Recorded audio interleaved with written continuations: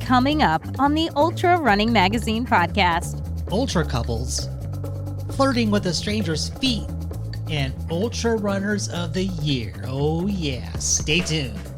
This lovely episode is supported by DryMax Socks. Proudly made in the USA, DryMax Socks are the most trusted sock in ultrarunning, and they're among its biggest supporters too. DryMaxDirect.com has a vast selection of technical socks that fulfill the extraordinary needs of ultra runners, and that's you. Worn by Amelia Boone, Hayden Hawks, Anna Mae Flynn, Jared Campbell, Sabrina Little, and others. They are all part of an unparalleled roster of the sport's most accomplished runners. Seriously, they're amazing. Okay, trust your feet to DryMax to finish what you start. You're listening to the UltraRunning Magazine podcast. Welcome to the UltraRunning Magazine podcast. I'm your host, Scotty Sando. In this episode, we're talking about love. Wait a minute, hold up. Oh yeah, that's what I'm talking about. In this episode, we're talking about love on the run. As the Valentine season of chocolates, roses, and teddy bears holding a heart is upon us, you'll be hearing from 3 different couples that run ultras. Ultra-running couples aren't that uncommon, but the stories you're about to hear about these couples and how they met is incredibly cute and encouraging, especially for all the single peeps out there. What truths can we learn from these couples? Let's find out. And stay tuned for What's the Issue segment with ultra-running editor goddess Amy Clark with a look at our very special UltraRunners of the Year issue. So, stop swiping on Tinder and put the damn phone down. First up, Alex and Lisa share how they met. Fellas, listen up, as Alex is about to deliver a very baller move. Alex and Lisa, welcome to the show. How are you both doing today? Good. Thanks, Scotty. Thanks for having us. Thank you, Scotty. You got it, guys. I'm really excited to have you on this very special, Valentine's Day Love on the Run episode. So how long have you two been together? 6 years. Over 6 years now, yes. Uh-huh. And what was your ultra running experience prior to you both meeting? Alex, what was how deep were you in? I was pretty deep in. I had done a 100-miler, a few 50-milers, a whole bunch of 50Ks, and a 100K. Uh-huh. And Lisa? So I was really into the ultra running. Nice. Yeah, and I had done road running starting maybe 4 or 5 years before that. I ran my first half marathon and then full marathon, and you and everyone listening, we know how it goes. Did a 50K from there and just kept kind of upping it every year. And so we met at the point that I was trying my first 100-miler. Okay, and so, this is the meat of the episode is to hear how you both met. And you guys are great individuals, and I love you both so much. But let's hear your story. How did you two meet? You want me to tell it, my love? Please do, my love. So we met for the very first time at UROY, which was hosted at the time in Auburn, California. And that was, I believe, my first 100K race that I had signed up for. And Alex was doing the 50K, right? And we were walking. I had just met a friend on the trail, as we do, hiking up a hill. David Thomas, shout out to David Thomas. I was talking to him hiking up, and I think we came up to you, Alex, or you magically appeared on the trail. And David and Alex had also become trail friends. And so the 3 of us spoke very briefly, and I remember thinking, he's cute. But then the 50K went right, the 100K went left, and Alex had to pull over because he decided to double sock that day as a strategy to attempt to prevent blisters. But as I recall, it wasn't working very well. So he was pulling over to take off a pair of socks and just go back to good old single sock. The good old single sock approach. Boy, it's a good thing the double sock idea was not a deal breaker for you, Lisa. So I was like, who does that? Who double socks? But he had a strategy to it. I learned more later, but it made him stand out in my memory too, because it's like, oh, that's that guy that wore 2 pairs of socks to UROY. And so, Alex, when you met Lisa, met her for the first time, what was going through your head? Because there's obviously a connection here. I was more concerned about getting blisters. Yeah. I saw David Thomas hanging out with her, and I was like, oh, that's nice. David Thomas found a friend. And that was it, really. You were checking me out. Come on. Okay, yeah. So what Maybe what happened next, you guys? So that was it for that day. He went right, I went left, and finished my 100K. And then a few months later, we actually both were on the wait list for Rio de Lago 100 miler.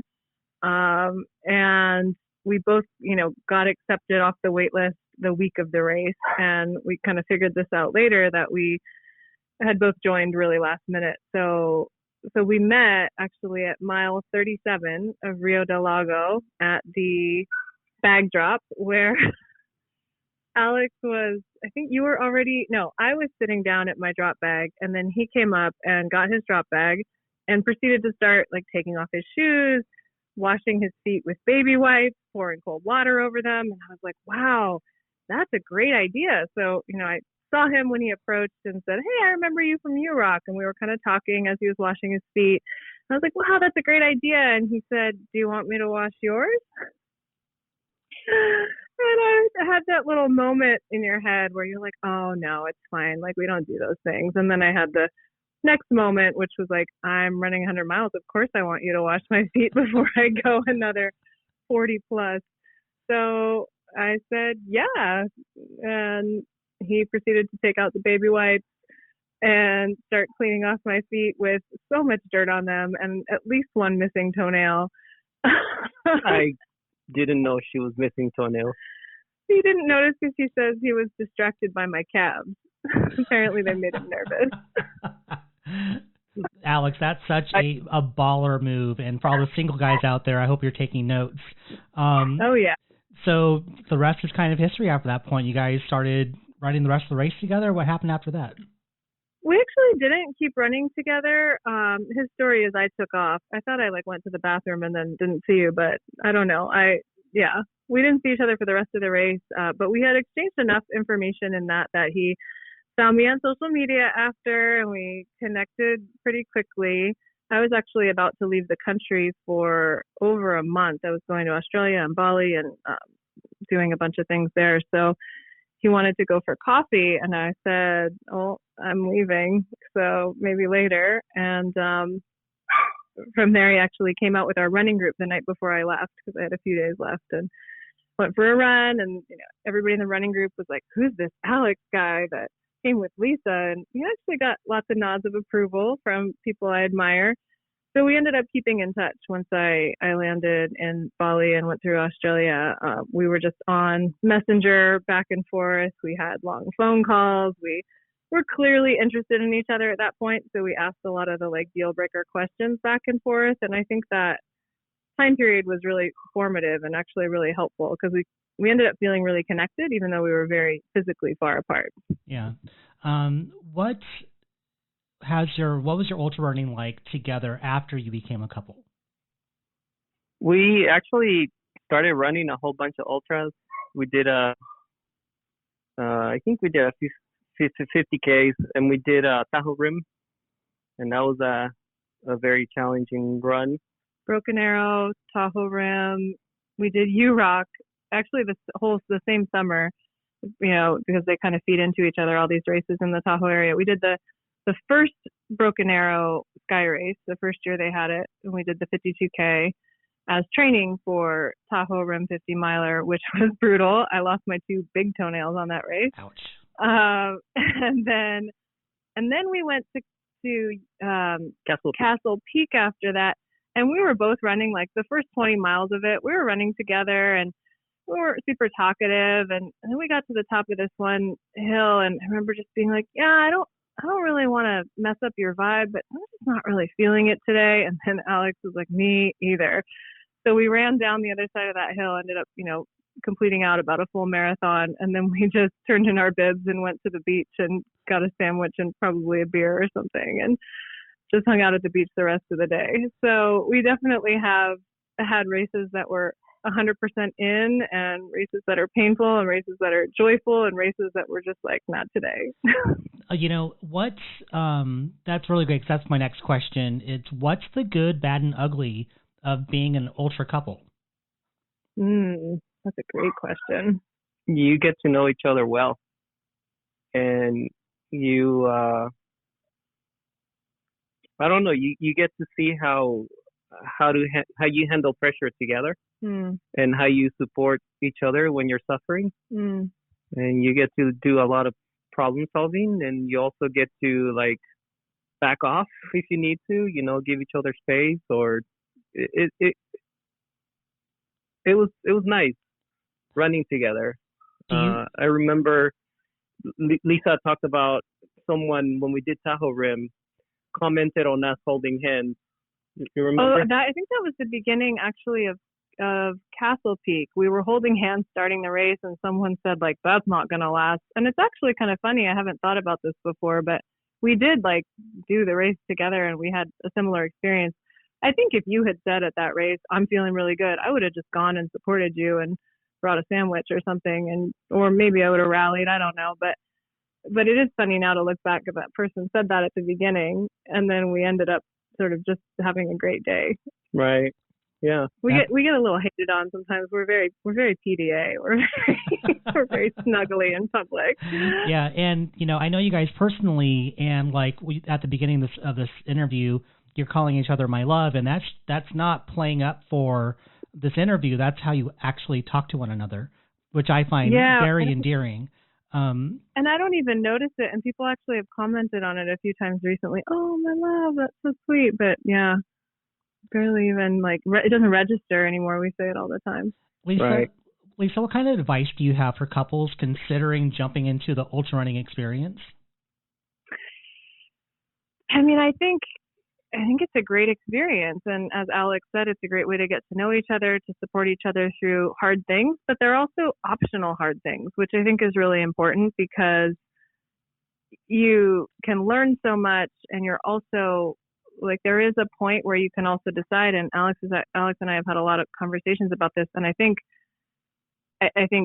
Castle Peak is the perfect example of this is recreation. We signed up for this, we paid for this. Yeah, it's going to hurt, but how much? Where is the suffering or the growth, and where is the sort of unnecessary, you're just trying to prove something, or, so I think it can really dig up your deeper values and what you make meaning out of. And, some people are really competitive, some aren't. I think we're somewhere in the middle where we have our moments, but we also have a lot of perspective on what to each of us really matters the most. So I think there's potentially a lot of depth to come out of, even for people who maybe haven't run before, or have a partner who's interested, running a 5K together, or learning. You can do things together and be apart. Sometimes I go ahead, or he goes ahead, or we're not always next to each other and experiencing the whole race together. And I think that's very parallel to life, that, we learn how to support each other, when to back off, when to be together, when to give space. And ultimately, I think ultra running has so much joy and celebration and fun in it. And that's just such an important part of, especially a long-term relationship. To be able to have these things to look forward to, and the community, and to be able to have these moments of celebration. A finish line at an ultra is like a party, There's a lot of toenails missing, but it's still a party. That was well said, Lisa. Thank you for that. I have a couple more questions for you guys. Alex, this is for you, and this is kind of a of how well do you know your partner question. So, Alex, would Lisa rather run without body glide or without socks? She has to choose. Ooh, wow. Without body glide. Lisa, which would you rather choose? Yeah, honestly, I don't use a lot of body glide. I've had it make me chafe before. So yeah, I would pick the socks. There you go.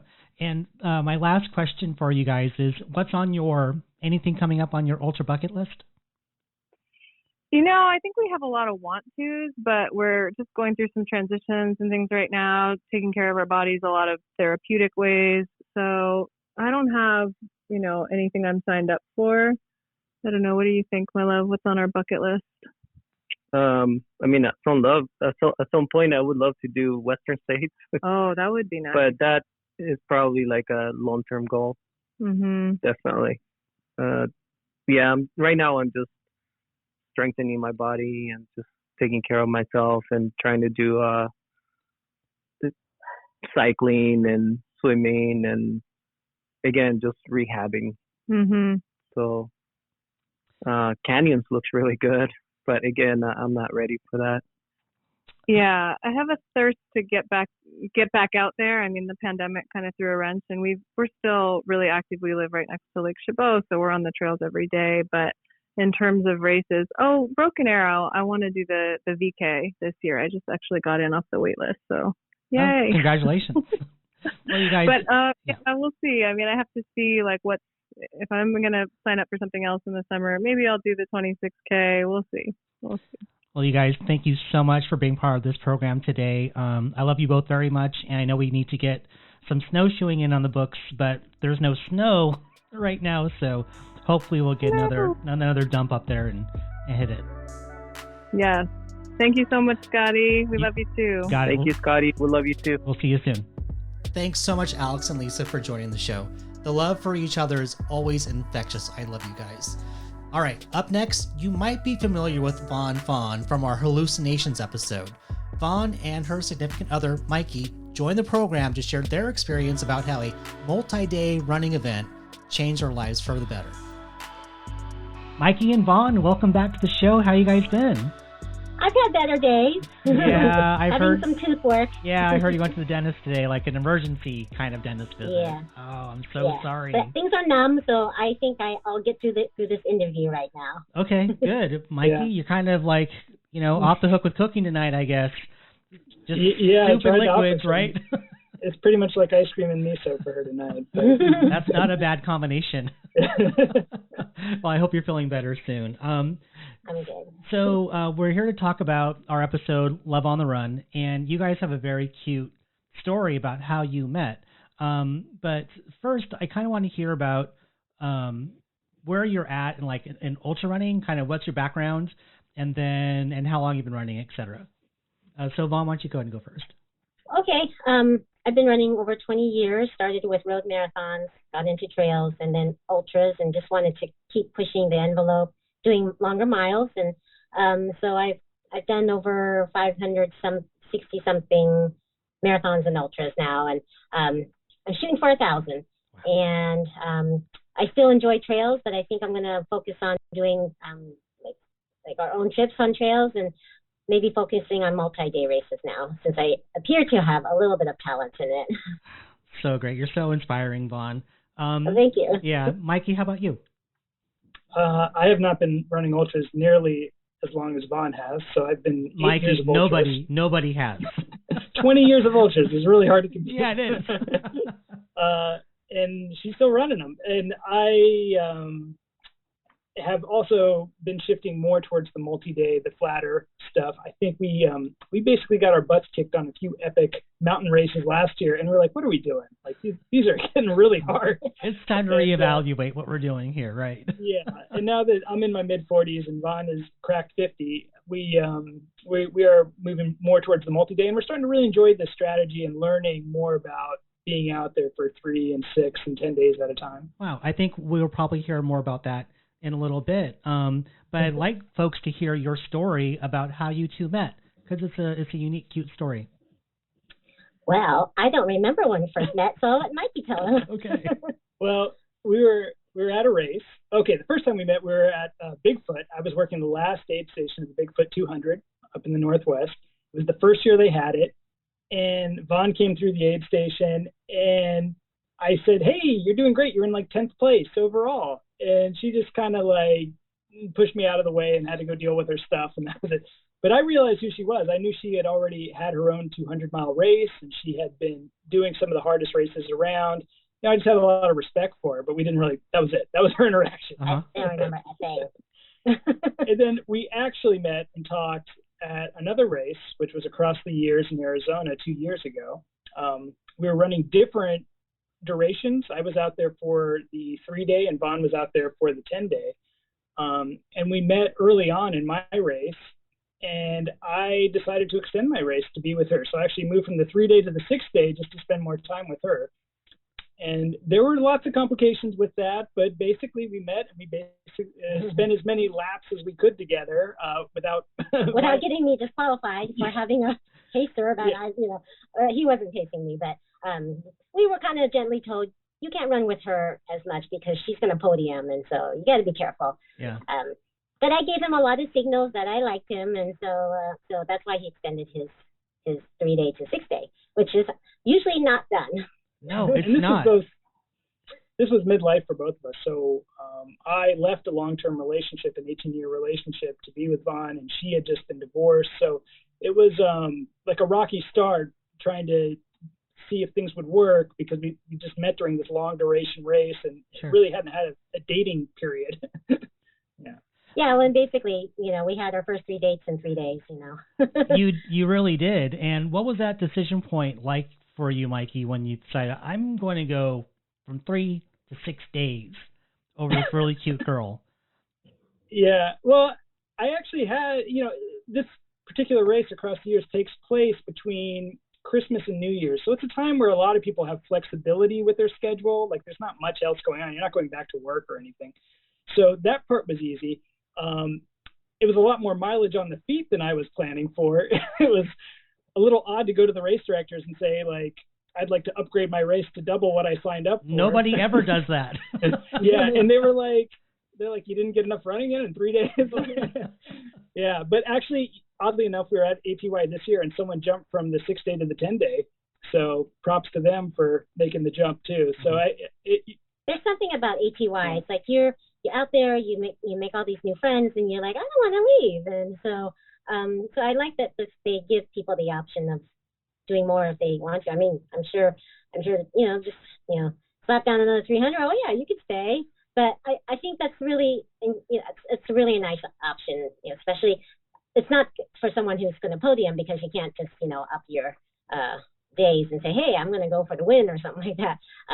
But I think most people just like, I really like this and I want to stay longer. Can I stay? And I think that's great that the race directors let you do that. Yeah. So how has UltraRunning been part of your relationship since you've been together?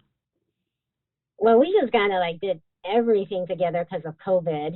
Right after we got together, it was COVID. So we were not forced to, but it was nice to have someone and not be by yourself in your apartment, in your house, and quarantining and not talking to anybody. So it was nice to have each other. We went on walks around the neighborhood. We didn't go to the parks because they weren't allowed at the time. And so we just spent a lot of time just walking and doing virtual races. And we kept being active. Of course, we both got COVID very early on and recovered nicely, never got long COVID.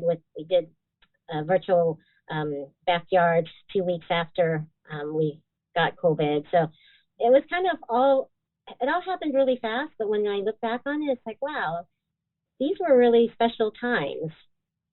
We were able to take care of each other and then return to running, which we both love so much, together. Nowadays, we still run a lot of the same races, but we run differently. And so in general, overall, our pace is the same, but I have a shorter stride, and when he runs at a slightly higher speed and walks at a slower speed. And so it's been really nice to find our own pace and stride, but still be able to do races together. Mm-hmm. What are some of the characteristics, do you think, that kind of you develop as a couple by being long distance runners?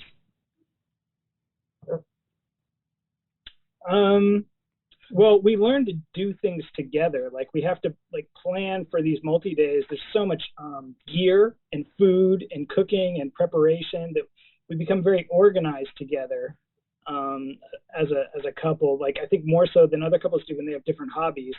I think I learned a lot from Vaughn with all of her experience. She shows me tricks and organization things, and she's very list oriented and let's repack this so it fits better. And I would be much more sloppy about how we go out to a lot of events. But I don't know if I think because Vaughn was really a chronic racer. She was racing like every weekend before we met.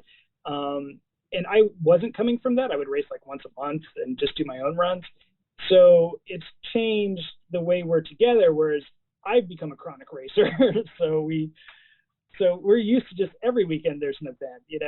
If we look at our calendar and there's not 3 weekends booked up, we're like, whoa, we got a free space we got to fill. Right. Well, I'm on a lifetime goal of 1,000, so I have a little different purpose. But for me, it's like it's nice to have someone there. Maybe we're not next to each other the whole time.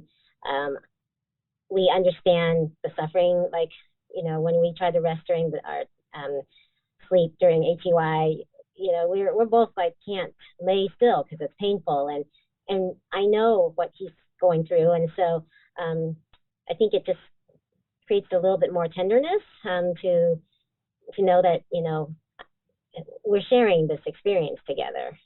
So I feel that makes us closer. Yeah. Mikey, on a scale of 1 to 10, where would you rate your crewing skills before you met? And what would you rate your crewing skills now? Well, you know what? I don't crew. What? Is it a sin to say that? Yes, it is. Crewing. She's sitting right next to you. Yeah, no, I don't crew for Vaughn at all, really. There's been only one race that he has paced me. Mm-hmm. The rest of the time, we've been both entered in a race. Yeah, gotcha. So we basically pay the penalty, right? We pay double fees to both be in the race together. Uh-huh. And for most part, for the last 2 years when we did race, we raced together. It's kind of new for us to actually be splitting up a little bit during the races and running our own. But we mostly run together, or our experience has mostly been together, so I didn't crew at all. Well, I can tell you that he's so patient. I have my little tantrums, and I just kind of, usually it's because I haven't eaten enough, and I'm the one that has the issues, and so Mikey's very patient, so he's the good guy. Sure, and he comes in with a lot of understanding, knowing what you're going through, where a lot of people, they can't associate with that. They don't know what that's like. Yeah, I'd say the challenge for us has really not been, crewing for each other or pacing or anything. It's been dealing with waiting for the other person, right? Because if you have to go to the bathroom, then the other person has to go to the bathroom, and then if you need to stop and deal with something with your shoe, and then the other person's waiting for you to fix your shoe, and then they got to get a rock out of their shoe. Like, there's all these double time penalties we keep paying, and that's really what That's why we were having such a hard time making the cutoffs on these really big mountainous races, is because and I would have preferred to stay together than run apart on those races for safety reasons, especially with hallucinations at Moab. Yeah. But even at Teanaway, a 100-mile race that took us, almost 40 hours. It was good to have, what if I, started cramping and there was nobody else out there to help me, and I was be laying on the ground just like staring at the sky, just waiting for it to pass. But to have someone with you, it just gives a sense of, safety, and so for mountainous races, definitely I would run with him on those. Yeah, yeah. What kind of advice do you guys have for aspiring ultra couples? People are together, but they're looking to get into the ultra running scene as a couple. I would say you got to give each other the space. You're together, and you love each other, but you also have to kind of give each other the space to grow individually. I think it's really important because I need that, and when he gives it to me, I really do appreciate it because I know that it actually will make us closer. So, like, I need to set my own goals, right? I don't feel like we should set goals as a couple. Right. Mikey, anything to add to that?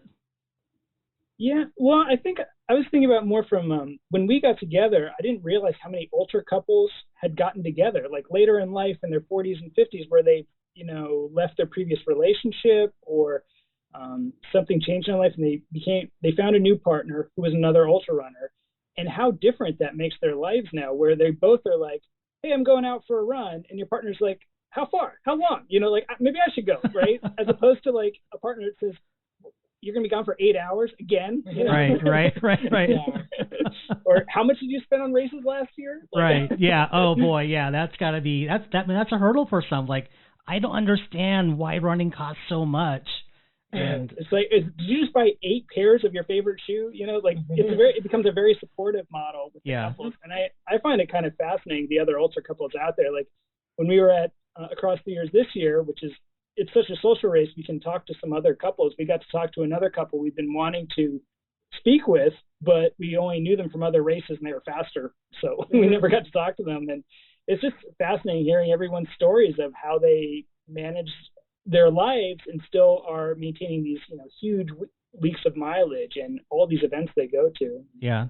I've learned from other ultra running couples that they speak the same language that you do, that you're able to be a little more vulnerable with folks and talk about things that you really can't talk about typically with other couples. I mean, we're talking about personal things and stuff you go through physically, psychologically, during this crazy thing that we do.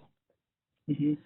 Yeah, I mean, I sort of see it as we pretty much take psychedelics together every weekend, in the sense that you go on these races, you're hallucinating, you're up all night, you have these experiences that are very bonding. And very personal at that. Yeah. Right? I think, it's the best thing to have someone who shares your total passion in life. Yeah. I mean, really, unfortunately, I prioritized running over other parts of my life previously, which affected the relationship, right? But now I'm in a relationship with someone who's okay with that. Yeah, and you have your support system, and that's gold. Yeah, it's really key. Yeah. I mean, I feel like a serious ultra runner with a non-runner, like, how do they make it work? Almost, do they struggle, or is it completely supportive? I wonder sometimes. Yeah, well, it really depends on the individuals, So, Mikey, I do have a question for you. I'm going to put you on the hot seat about how well you know Vaughn, okay? Okay, it's a simple, silly little question, but can you tell me her shoe size? I think Vaughn is a woman 6, but I might be a little off. He thinks I'm smaller than I am. Yeah, I don't know. It could be a 7. Vaughn? Is it a 7? It's a 7. It's a 7. Okay. Yeah, but they have grown. So, what's? Now, no. No. I'm not going to put you in the hot seat. I'm not in the hot seat. Yeah, you were already in the hot seat earlier today in the dentist chair, so we're not going to do it. So, what's on your bucket list? You guys say that multi-days is kind of your thing now. So, what are you guys looking at? Well, we're signed up for the Jackpot 72 Hour, which is next Friday, so a week from tomorrow. I think based on what I'm having done that I can go. I talked to my dentist, and I'll talk to the oral surgeon tomorrow if it's okay if I go to this race, based on the work that I get done. And so I believe it's going to be a go. And just a smattering of other races. We signed up for a backyard at the end of April in Oregon. Not a virtual one. We've done 2 virtual backyards, but not a real one. So we're interested in seeing how that pans out. I don't think it's one of Laz's golden ticket type, I don't even know if it's called golden ticket, but I don't think it qualifies for Laz's. So not that I think that we can do 60 yards or anything, but I think it's going to be fun just to see how far we can go. Yeah. In the real situation. Yeah. And it could come down to us. Yeah, wait. It's possible that we're competing against each other. That'd be fun. Well, you guys, thank you so much for your time and to share with us your story, and I hope it inspires others and people find some commonality here and go, yeah, we get that. And good luck to you at Jackpot. I hope you can make it. I have a feeling that you will. And one step closer to getting those 1,000 ultras under your belt, which is just outstanding. So. Yeah, we're excited for you. 3 days only counts as 1. That's right. It does, which is crazy. All right, you guys. Thanks so much for your time. Good seeing you. Yeah, Thank you too. Hopefully we see each other in person sometime soon. Thanks, Vaughn and Mikey, for sharing your story. It's always a pleasure hearing from you both. I hope a meetup at a multi-day event is in our very near future. I have a feeling it is. Up next, two very personal friends of mine, Ken and Abby, share how they met and the intention they put into the time on the trail they spend together. Ken and Abby McKee, welcome to the show. How are you guys doing? Good. Thank you, Scotty. We're doing great. Thanks for joining I'm doing great. Thanks for joining the program. I'm so excited to have you guys on the show. We've been talking with other couples who met during an ultra or during a training run or whatever. And so I know that's part of your story. But before we get to that, I want to ask you both, how long were you both running ultras before you met? Abby? March of 2012. So for me, about a year. And Ken? Gosh, Scott, it was probably like 5 years, 4 or 5 years in that ballpark. Okay. And how long have you guys been together? 2012. So this year will be 10 years. All right. Well, happy anniversary, you guys. That's a big one. Thank you. So can you please share with everyone how you met? This is not a surprise to me because I was there when you did. So please share the story. Okay, should I go? You go ahead, please. Okay, so we were running on a kind of sad occasion.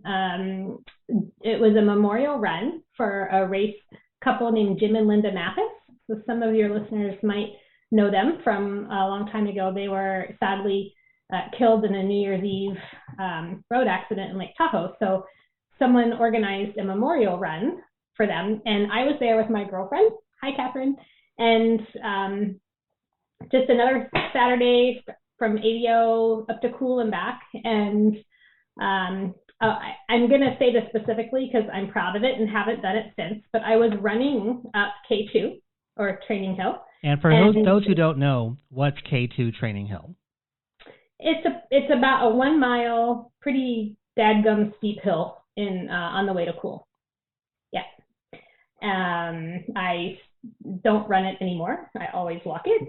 But and then two men passed me running up the hill, going much faster. One was you, Scotty, and you were running with Ken. And Ken passed me, and he looked over his shoulder and just said, "Wow, impressive," and kept going.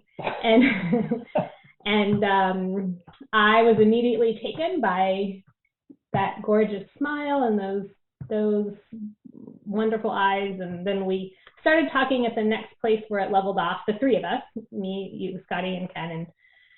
And that's it. And then it was 2 weeks before Way Too Cool, and we figured out that we were both going to run Way Too Cool. So then our first date was at Packet Pickup for Way Too Cool. Your first date was at Packet Pickup for Way Too Cool 50K. Right. That's pretty awesome. I remember you guys from the very beginning where I knew like this thing is going to last forever. And I remember we did a 50K up in near Reading, Wildflowers 50K, put on by Bev and Alan Abbs. And if you recall, there was a dead cow rotting in the middle of the trail. And you guys just kind of, spent a day just walking and running together and listening to music together, which I thought was so adorable. And Scott, that was our first DNF together. Yes, actually, that day. So yes. Couples who DNF together stay together. I really see that like a new motto going on a T-shirt. Exactly. But we did go back a couple years later and finish the race. So I want to ask you, on a scale of 1 to 10, when you were single, how much were you hoping to meet another trail runner / ultra runner? I'm going to let Ken. Oh, boy, that's actually, I hadn't put any thought behind it, to be honest with you. When we met, it wasn't, it was kind of magical because you kind of saw someone that had the same interests, and you could bond over it really quickly. We do it still today. We don't actually run as much together anymore, but it's a bonding thing, But before that, I didn't actually put a lot of energy or thought behind it. It just kind of magically happened on a kind of random day and cool. So I wanted to ask you guys about the evolution of your ultra running since you've been together. For the last 10 years, you guys have not stopped running ultras. And so I wanted to ask you about that. How has that evolved since you've met, and what's that like now? Well, the first, I don't know, a long time, like 6 months, I think we'll both agree that we ran super fast, and we called it NRE, new relationship endorphins. And that's some powerful drugs. And if I could buy some of those now, that'd be awesome. But so in the beginning, like pacing each other for our first 100s was so, I wouldn't use the word romantic if it like, mile 80 or 90 can be, but it was wonderful, like getting to know each other in that way and, at our best and our worst and all those things that, happen during hundreds. And then, I don't know, for years, for like, 6-7 years, every single weekend we did our long run together, not just the two of us, but in groups of friends. But, and then we Ken started, we were running with, well, mainly men, or I branched out and found some other people to start sharing my Saturdays with, and but we still pace each other for hundreds, and that's great because we know what each other needs, we know how each other's feeling without having to ask. It just works really well, I think. Don't you think? Yeah. How do you think that your experience running together in these long distance events kind of cross over into day-to-day marriage life?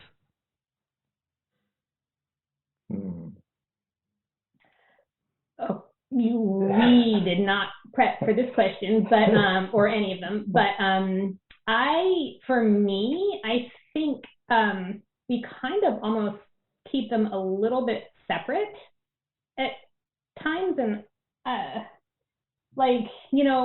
being outside on a trail, it's like such wonderful found time, and to try to stay grateful for that. Whatever is going on outside, it kind of just alleviates whatever relationship stress there might be. Don't get me wrong, we've had a couple rough patches on trails, not many, but one or two. Yeah, she'll never let go. At like mile 80, she was doing fantastic in this race, Rio de Lago. And I said something to her, which I thought was encouraging. I'm like, you're doing fantastic. You only have 20 more miles to go. And she turned around and glared at me with these eyes like, never say that to me ever again. 20 miles is a long time. So that was one of our infamous arguments on the trail. But yeah, I think we try to shelve whatever's going on and enjoy the moment. Yeah, we can always pick it back up later, but and that's the beauty of trail running, is that it just allows you to let go of everything, just connect with friends, your significant others, nature, and just let go of all the challenges and difficulties of normal day life. Mm-hmm. Do you guys support each other at your individual races? Yeah. Pretty much everyone, unless there's a good reason. Yeah, I love nothing more than watching Ken take off in the morning with my hot cup of coffee and goodbye kiss at the start line. And then I always think, I'm glad that's not me. Even though when I'm the runner, I'm glad I am the runner. Uh-huh. But we're always there for each other. We're always there, yeah. What advice would you give other kind of burgeoning couples that are running ultras, that they get together and this is their thing, but they're fairly new to it in their relationship and to ultra running in general? I think giving each other, giving each other space to be the kind of runner that you want to be and that you need to be, and allowing each other to have that kind of self-expression, because it looks different from runner to runner. And for instance, I really like organized events. Ken doesn't really like to race. He loves the training. He'll do organized events, but just, I don't know, giving each other space to have your own trail style, running style, and just being able to share it. Yeah, I think you nailed it. It's the not everyone runs differently. Everyone has different perspectives on running, and just respecting that. And I think that translates to life, right? Outside of running, just being conscious of we're all different, and loving those differences between each other. Yeah, that's really well said. Abby, anything else to add to that? Just that I've seen other couples run together the whole time, like both running in the race, not pacing running, but I don't think for us that doesn't work. I mean, Ken's definitely faster than I am. Well, when we first met, I would say when we first met, we did a lot of that. We ran together all the time. We ran the first race together. That's true. And but as we evolved, we kind of gave each other space to be ourselves. And one thing we started recently, just when we thought, well, there's nothing new under the sun. So the beginning of this year, we started every Sunday to do a 1 hour kind of shakeout run. And we run from our house to one of 2 Starbucks that's in the area. And then we get our coffee and we walk home. And it's so awesome. It's like, I don't know, very fun. We're enjoying that. That's cute. Abby, I have a couple more questions. I want you to finish this sentence. You're in love with an Ultrarunner when you blank during a run. You're in love with an Ultrarunner when you want. Yeah, not that. I think we can all collectively fill in the blank right there. Yeah, no, that doesn't work for us. But, I don't know, when you wipe each other's sweat, when you take off each other's dirty ass shoes, am I allowed to say that? Yeah. Your dirty hokas and help clean feet at an aid station at mile 70. Yeah. That wasn't one word. I'm sorry. Yeah, that's true love. You can't stick to one word. Earlier in this episode, I interviewed this couple, Alex and Lisa, and Alex met Lisa at a couple different ultra events. At the second one they saw each other, he washed her feet at an aid station. Yeah. How baller is that? That's true love. Yeah. All right. Last question for you guys. What is one of the best Valentine's Day gifts that you can give an Ultrarunner?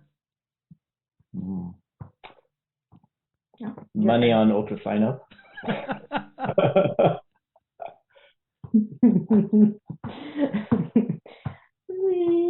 I'm an experiences type of girl. Yeah. So, use that money to travel somewhere to a nice spot and have a nice experience outside. Do you guys have anything on the horizon that you're training for, Ken? Yeah, I'm training for Canyons 100, and then I'm going to do the Broken Arrow 52K. Great. Have you done Broken Arrow before? No, it's first time. Oh, boy. You've run it, haven't you? Only the vertical K, and that was enough for me. Yeah. Oh, boy, yeah. It's going to be a doozy. Yeah, it's definitely a great vibe, and I hope to be out there this year to witness it, not run it. So hopefully I'll be out there to cheer you on. Great. Yeah. Well, you guys, thank you so much for your time. I really appreciate it. You're some of my most favorite people. So I'm glad I could be there at the beginning, and so glad I could be here 10 years later. Thank you, Scotty. We love you. All right. We'll see you soon. Okay. Bye. Oh, you guys are too cute. Happy 10-year anniversary to you both. You're still as adorable as the day you both met. You're amazing. Alrighty, up next, URM editor Amy I'm Crushing Deadlines Clark joins us for What's the Issue segment about all things UROY. Let's go. Amy Clark, welcome back to the show. How the heck are you? Hey, Scotty. I'm good. How are you? I'm doing great. This is our first time chatting since the first of the year, so happy belated New Year to you. Happy belated New Year to you as well. Thanks so much. So we have a very, very special issue coming up. So tell us all about it. What's going on? So February is our special Ultra Runner of the Year issue. It's special because it's not like our normal issues. It has all the amazing stats and graphs and lists that you ever wanted to know if you're a data geek. But it also has kind of a recap of how last year went.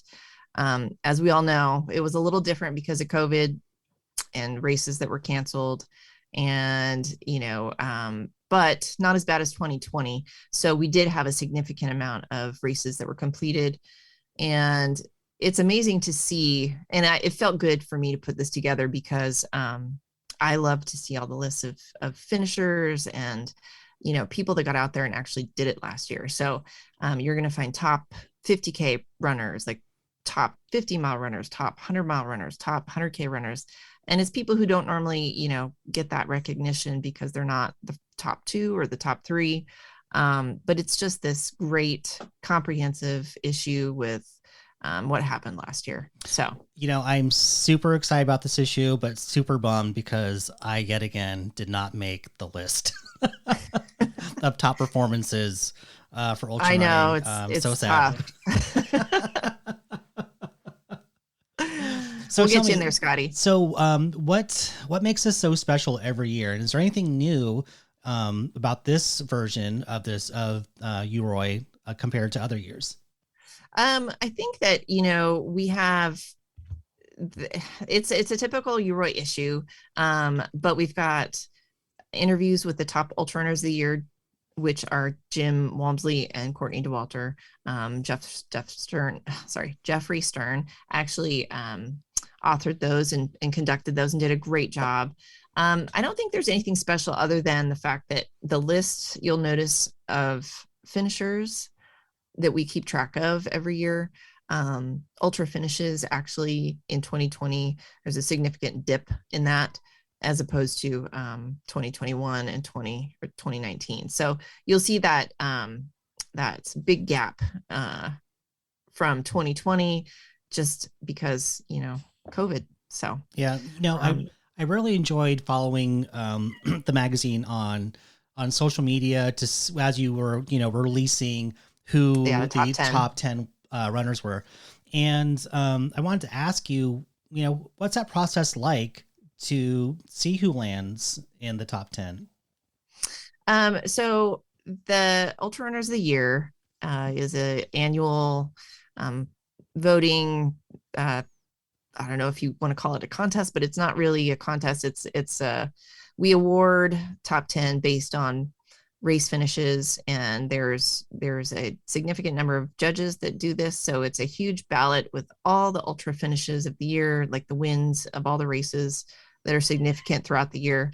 And these people vote on who they think, competed against each other and did a great job and, deserved that title. So it's a complicated process, and it's very time consuming for all the voters because it's so the field is so deep, both men and women. And so it's a huge award for each of these runners because, out of the hundreds of people, they got picked as the top 10. Mm-hmm. So that is so exciting. Yeah. And thanks for putting all that together. It's a lot of time and energy, but it's definitely worth it. And it is. It's always spot on, and it's neat to see who comes on there. And there's always some surprises in terms of ranking, which is fun. Yes. and debate among running friends too. we always get some negative feedback after everything's done, but majority of the feedback is super positive, and everybody's so, happy for all the top 10 winners that it's definitely a good time of year for everybody and the ultrarunning community in general. Right. Well, thanks again for putting it together. Anything else that we should know? So this issue also has a few features.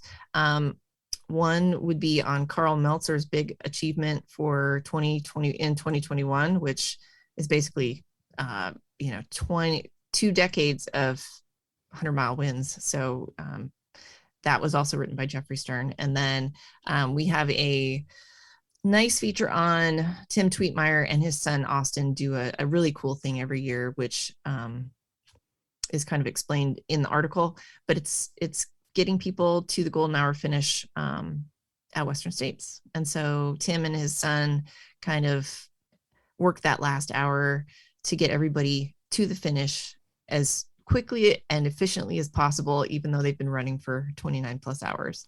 It's fun. Oh, sorry, Amy, go ahead.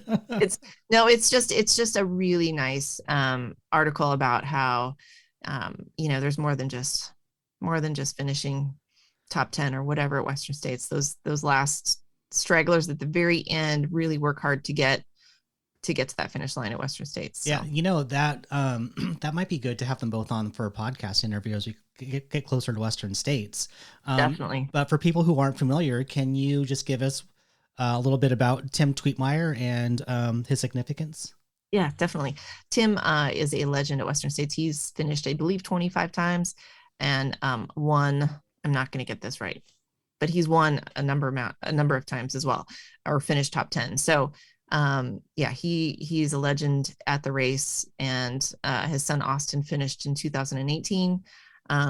And he's incredible. He's on the board, I believe. So he's very involved with the race, but this was just another way for him to get involved. Tim lives in my area, and I got to run behind him for I think it was Western States training run.